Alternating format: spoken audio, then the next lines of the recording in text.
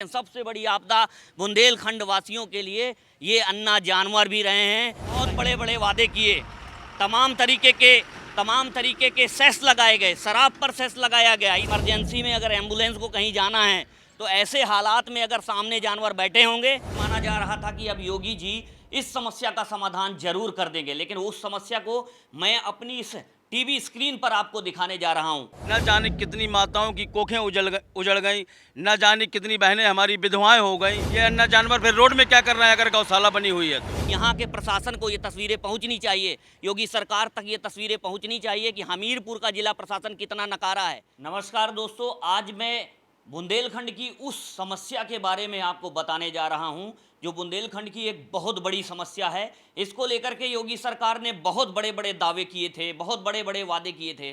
सरकार बनने से पहले माना जा रहा था कि अब योगी जी इस समस्या का समाधान जरूर कर देंगे। लेकिन उस समस्या को मैं अपनी इस टीवी स्क्रीन पर आपको दिखाने जा रहा हूं। ये मेरे घर का सीसीटीवी कैमरा है जिसमें आप साफ तौर पर सामने देखेंगे, इसमें दर्जनों की तादाद में आपको यहाँ पर ये अन्ना गाय यहाँ पर बैठी मिल जाएंगी। ये मेरे घर के बाहर का नज़ारा है। आप अंदाज़ा लगाइए कि ऐसा बुंदेलखंड के तमाम शहरों में, तमाम गांवों में, तमाम कस्बों में कैसे हालात होंगे। बुंदेलखंड की ये सबसे बड़ी समस्या मानी जाती थी अन्ना प्रथा। इसको दूर करने के लिए तमाम किसानों ने योगी सरकार से गुहार लगाई थी, इसके पहले की सरकारों से गुहार लगाई थी। योगी सरकार ने बाकायदा इस समस्या का समाधान करने के लिए गौ संरक्षण कानून बाकायदा बनाया। इसको लेकर के तमाम तरीके के सेस लगाए गए, शराब में सेस लगाया गया कि गायों के जो अन्ना पशु हैं उनको गौशालाओं में रखा जाएगा और गौशालाओं में रख करके उनको कहीं ना कहीं जो किसान हैं उनको इससे निजात मिल पाएगी, आम लोग हैं उनसे निजात मिल पाएगी। अगर मैं यहाँ पर गिनाना चाहूँ तो देखिए, एक कैमरे का ये मेरा जो है, जो आप नज़ारा देख रहे हैं उसमें अगर आप गिनेंगे तो देखिए 1 2 3 4 5 6 7 8 9 10 11 12 13 14 15 16 17 गाय आपको इस स्क्रीन पर आपको दिख रही होंगी। इसके अलावा अगर मैं दूसरा आपको व्यू दूसरे एंगल से दिखाऊं तो देखिए, आप यहाँ पर देखेंगे ये मेरे फ्रंट का नज़ारा है।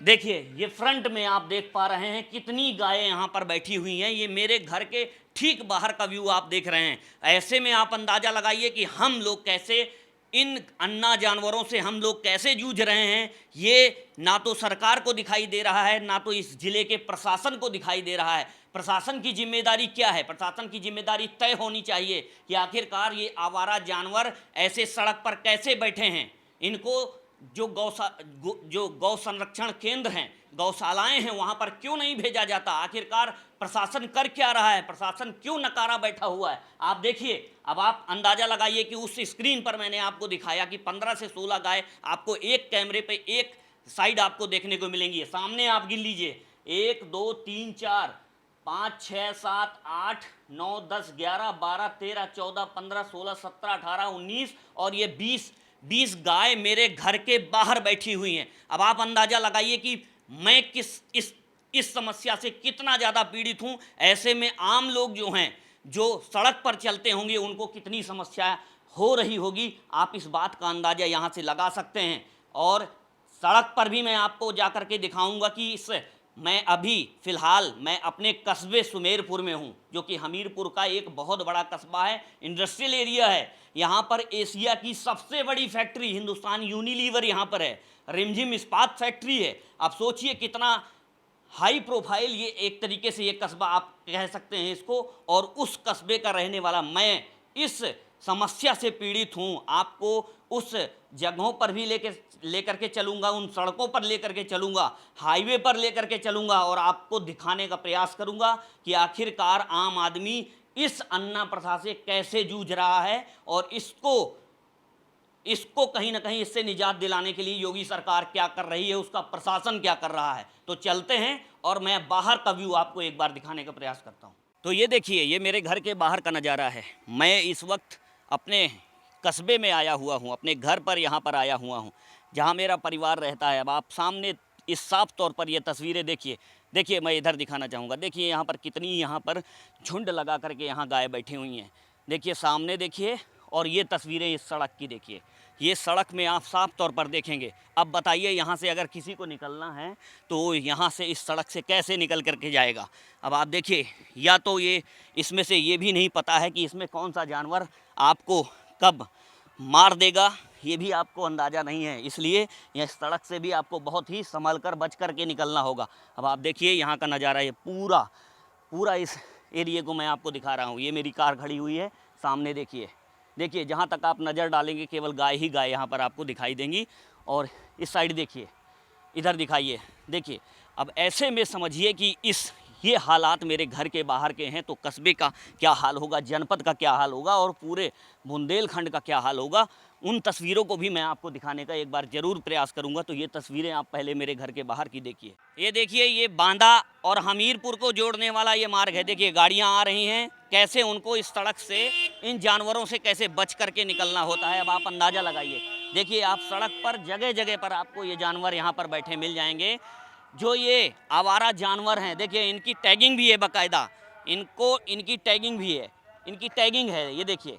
लेकिन ये आपको गौशालाओं में नहीं, ये आपको यहाँ पर सड़क पर आपको दिखाई देंगी।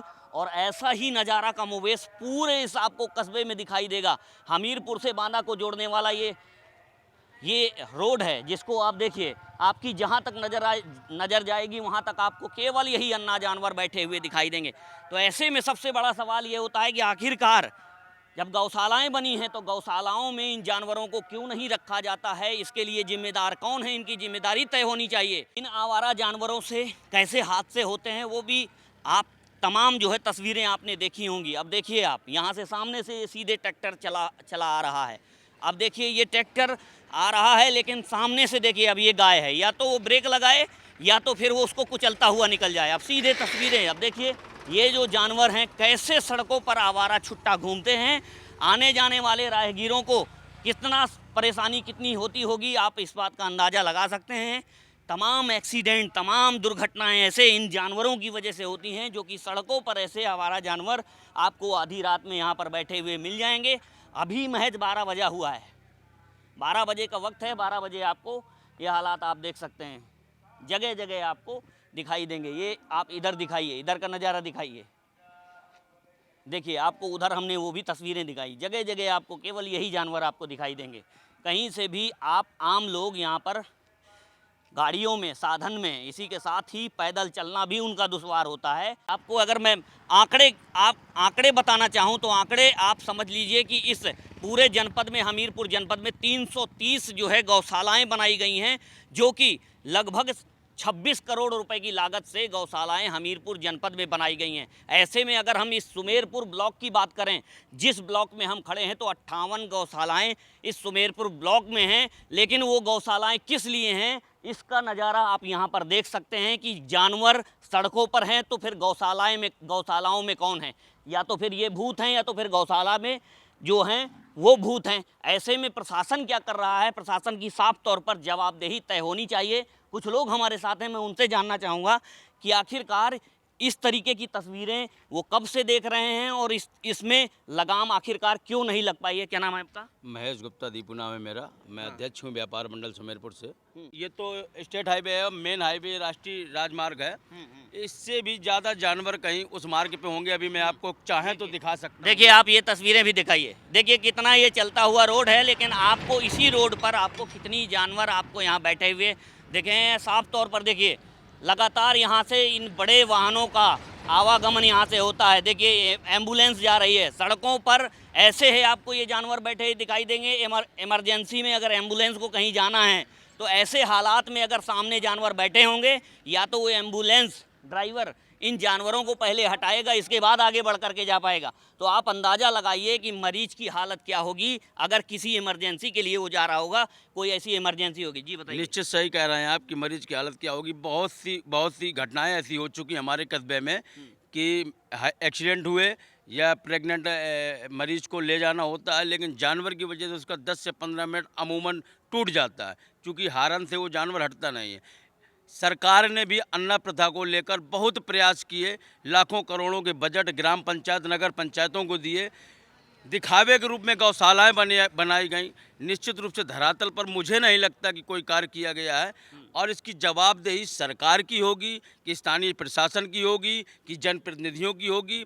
कौन इसका जवाब देगा महोदय? ये तो एक साधारण रोड है, मेन हाईवे आपका बगल में है, इससे ज़्यादा कहीं अधिक जानवर वहाँ पे बैठे होंगे। आपके माध्यम से सरकार तक अगर हमारी बात पहुँचती है तो मैं बता दूं कि आए दिन जो घटनाएं होती हैं उनमें से कहीं ना कहीं 25-30% जिम्मेदार ये अन्ना पशु है, जिसकी वजह से घटनाएं होती हैं प्रतिदिन। कहीं बाइक वाला टकरा के गिरता है, देखिए बीच रोड में कम से कम सैकड़ों की तादाद में गाय लेटी हुई हैं। तो अब इसकी जिम्मेदारी सरकार लेगी कि यहाँ का स्थानीय प्रशासन लेगा कि जनप्रतिनिधि लेंगे? क्या इसी कस्बे के ये हाल है या आसपास भी कुछ ऐसा ही नज़र आ रहा है? मैं तो बता दूंगा कि हम लोग अति पिछड़े क्षेत्र से जाते हैं। हमारा कस्बा तो उद्योग नगरी है और एक विकसित नगर है, लेकिन हमारे कस्बे का जब ये हाल है तो ग्राम पंचायतों में आप देवगांव मार्ग चले जाइए, नारायणपुर कुंडौरा चले जाइए, सौंकर चले जाइए, गाँवों की दुर्दशा तो इससे कहीं ज़्यादा बदतर है। उसको तो कहने के लिए हमारे पास शब्द ही नहीं है। और मैं तो ये कहूँगा कि यहाँ के जो धरातल के जो हमारे अधिकारी हैं जनपद के, कहीं ना कहीं सरकार की छवि को धूमिल करने का कार्य कर रहे हैं। तो सरकार तक हमारी आवाज़ पहुँचे और यहाँ के हर जगह के अधिकारियों को सख्त आदेश दिए जाएं कि इस तरह की अन्याय प्रथा पर विशेष काबू पाएं। तो आखिरकार इस पर लगाम क्यों नहीं लग पाई है? वजह क्या मान रहे हैं इसकी आप? प्रतिनिधियों की कमी मान लीजिए या अधिकारियों का कमी मान लीजिए, निश्चित रूप से सरकार की छवि को गिराने का, या सरकार की कमी मान लीजिए कि सरकार ने आदेश पारित करने के बाद जमीनी हकीकत जानने का प्रयास नहीं किया, इसलिए आज स्थिति है। आप देखिए, स्थिति को समझिए, कितना वाहन चल रहा है। आप इस बात का अंदाज़ा यहीं से लगा सकते हैं कि हम जितनी देर से आपको इन तस्वीरों को दिखाने का प्रयास कर रहे हैं, आपके सामने ही कितने ट्रक यहाँ से निकले हैं। अब अंदाज़ा लगाइए, देखिए कितना जानवर है। आपको जहाँ आपकी नज़र जाएगी, आपकी नज़र जहाँ तक जाएगी वहाँ तक आपको केवल ये जानवर ही जानवर आपको दिखाई देंगे। ऐसे में हालात कितने बद से बदतर हैं, इस बात का अंदाज़ा आप लगा सकते हैं। और इस पर लगाम सरकार ने बहुत बड़े बड़े दावे किए, बहुत बड़े बड़े वादे किए, तमाम तरीके के सेस लगाए गए। शराब पर सेस लगाया गया, इसलिए लगाया गया कि इन गायों से यहाँ के बुंदेलखंड के बुंदेलखंडियों को इससे छुटकारा मिल सके। जो किसान हैं, एक तरीके से देखा जाए तो बुंदेलखंड हमेशा से पिछड़ा रहा है और हमेशा से दैवीय आपदाओं के प्रकोप में रहा है, लेकिन सबसे बड़ी आपदा बुंदेलखंड वासियों के लिए ये अन्ना जानवर भी रहे हैं। कहीं ना कहीं जो यहाँ की फसलें हैं, कभी सूखे के कारण खराब हो गई, बर्बाद हो गई, कभी अति वृष्टि के कारण हो गई, कभी ओलावृष्टि के कारण हो गई, लेकिन इन अन्ना जानवरों का भी बहुत बड़ा एक अहम रोल रहता है यहाँ की फसलें खराब करने में।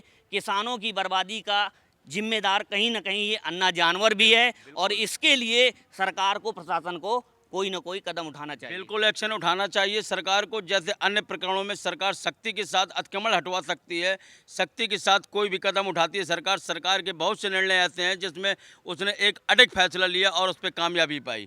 आखिर सरकार इन फैसलों पर कामयाबी क्यों नहीं पा रही? न जाने कितनी माताओं की कोखें उजड़ गई, न जाने कितनी बहनें हमारी विधवाएँ हो गई। कौन इनकी जवाबदेही होगा? हमारे सुमेरपुर नगर पंचायत में भी गौशाला करोड़ों रुपए की बनाई गई, क्या देखने के लिए बनाई गई? ये अन्ना जानवर फिर रोड में क्या कर रहे हैं अगर गौशाला बनी हुई है तो? उनके बजट आते हैं, खाने पीने की व्यवस्थाएं होती हैं, गायों का एक्सीडेंट हो जाता है। अभी हाल में ही 3-4 गायों का एक्सीडेंट हुआ। घायल जानवरों के लिए डॉक्टर उपलब्ध नहीं है। रात के मैंने एक बार 1:30 बजे डॉक्टर को फ़ोन किया, गाय का एक्सीडेंट हो गया, लहूलुहान गाय तड़प कर मर गई, किसी डॉक्टर ने नहीं सुनी। लेकिन इन जानवरों के इलाज के लिए समुचित व्यवस्थाएं होती हैं, गौशाला में खाने पीने की व्यवस्था होती है, चारा भूसा की व्यवस्था होती है। ऐसे में इतना बजट यहाँ पर आ रहा है तो फिर ये जानवर सड़क पर क्यों दिखाई देते? यही सवाल तो मेरा आपसे कि आप लोग सरकार से और यहाँ के जनप्रतिनिधियों से क्यों नहीं कहते कि जब इतना बजट आता है, गौशाला बनी हुई, हर ग्राम पंचायत में गौशाला है, हर ग्राम प्रधान के नेतृत्व में कार्य हो रहा है, नगर पंचायत में गौशाला है, तो फिर रोड पर गाय क्या कर रही हैं? जानवर रोड पर एक्सीडेंट हो जाते हैं। ये देखिए, जानवर रोड पे एक्सीडेंट हो जाते हैं, नवयुवक खत्म हो जाते हैं, जवानी शुरू होती नहीं, उनका अंतिम संस्कार हो जाता है। ठीक है, जानवर घायल होते हैं, उनके इलाज पे कुछ नहीं है। तो इसकी जवाबदेही सरकार की और यहाँ के जनप्रतिनिधियों की है, यहाँ के आला अधिकारियों की है। ये तो हम आपसे सवाल करेंगे ना सर। तो आपको नहीं लगता है कि अगर इस तरीके के अगर हालात हैं तो सरकार को चेतना चाहिए, सरकार को इस व्यवस्था को दुरुस्त करना चाहिए। अधिकारी जो इसके जिम्मेदार हैं, जिन पर इनकी जिम्मेदारी है, सरकार ने तय कर दी है, पहले से ही सरकार तय किए हुए कि इनकी जिम्मेदारी कौन अधिकारी देखेगा, इनको कौन इनको गौशालाओं में रखेगा, तो उन पर कार्रवाई नहीं होनी चाहिए क्या? निश्चित रूप से जिस विभागीय अधिकारी को ये जिम्मेदारी दी गई है, सरकार को उन अधिकारियों के ऊपर वैधानिक कार्रवाई करनी चाहिए, उनके ऊपर कार्रवाई कर उन पर लगाम लगानी चाहिए। तो देखिए आप लगातार आप देख पा रहे हैं सड़क पर से ये बड़े बड़े वाहन यहाँ से निकल रहे हैं, लेकिन जानवर इन्हीं सड़कों पर आपको खड़े हुए दिखाई दे रहे हैं। ऐसे में कितनी बड़ी दुर्घटनाएं यहाँ पर हो रही होंगी, इस बात का अंदाज़ा आप लगाइए। ये तस्वीरें मैं इसलिए दिखा रहा हूँ कि यहाँ के प्रशासन को ये तस्वीरें पहुँचनी चाहिए, योगी सरकार तक ये तस्वीरें पहुँचनी चाहिए कि हमीरपुर का जिला प्रशासन कितना नकारा है। इनकी व्यवस्थाएं दुरुस्त करने की जिम्मेदारी आखिरकार किसकी है, वो इस पर जिम्मेदारी क्यों नहीं लेता है? केवल भ्रष्टाचार करने के लिए अधिकारी बैठे हुए हैं। तमाम तरीके के भ्रष्टाचार सामने आते हैं। मनरेगा में मृतकों को मजदूरी के नाम पर घोटाला कर लिया जाता है। ऐसे मामलों में आखिरकार अधिकारी और प्रशासन कहाँ सोया बैठा है? वो आंखें मूंदे क्यों बैठा है? रात में किसी तरीके की कोई घटनाएं होंगी तो उसका जिम्मेदार कौन होगा? उसकी जिम्मेदारी कौन लेगा?